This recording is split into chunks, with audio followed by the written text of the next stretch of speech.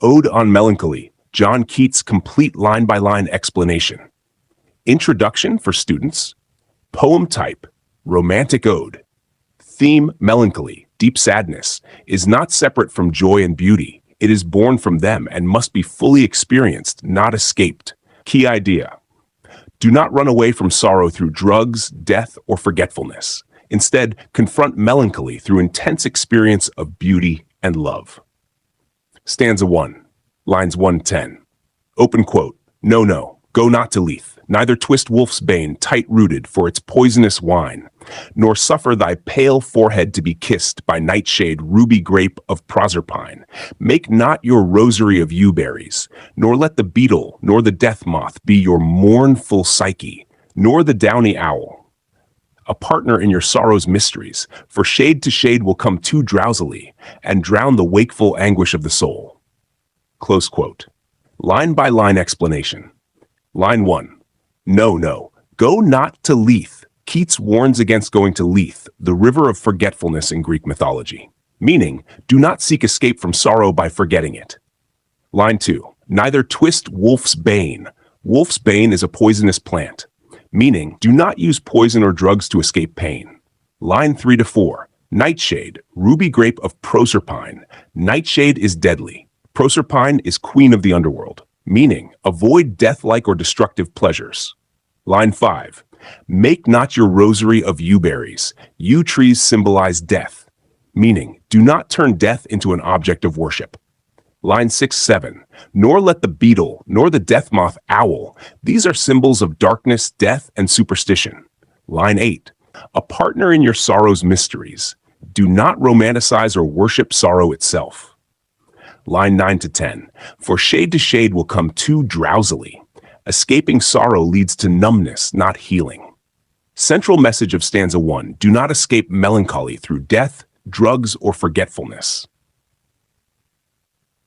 Stanza 2. Open quote.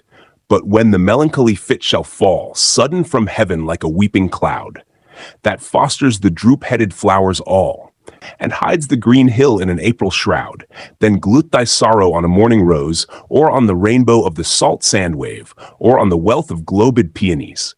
Or if thy mistress some rich anger shows, imprison her soft hand, and let her rave, and feed deep, deep upon her peerless eyes. Line-by-line explanation. Line 11. When the melancholy fit shall fall, melancholy comes naturally and suddenly. Line 12. Like a weeping cloud. Sadness is compared to rain. Line 13. That fosters the droop-headed flowers. Rain nourishes flowers, meaning sorrow helps emotional growth. Line 14.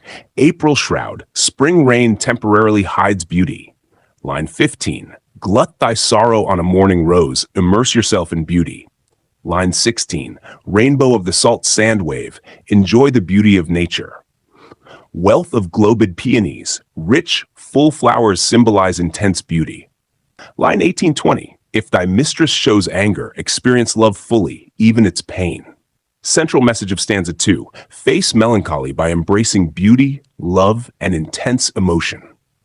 Stanza 3, lines 21-30, open quote, she dwells with beauty, beauty that must die, and joy whose hand is ever at his lips, bidding adieu, and aching pleasure nigh, turning to poison while the bee-mouth sips.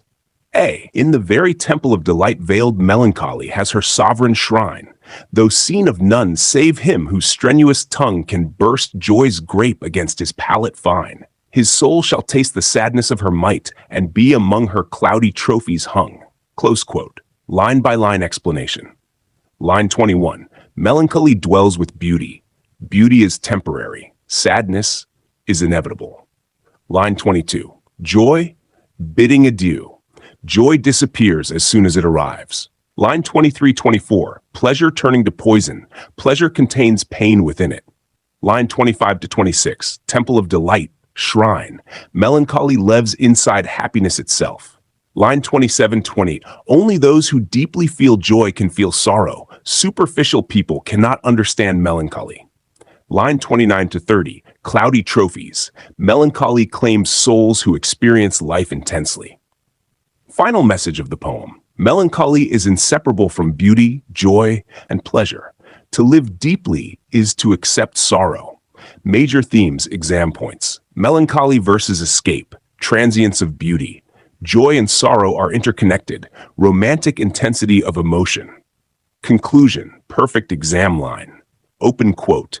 Keats teaches that melancholy should not be avoided but embraced, for it is born from the deepest experience of beauty and joy.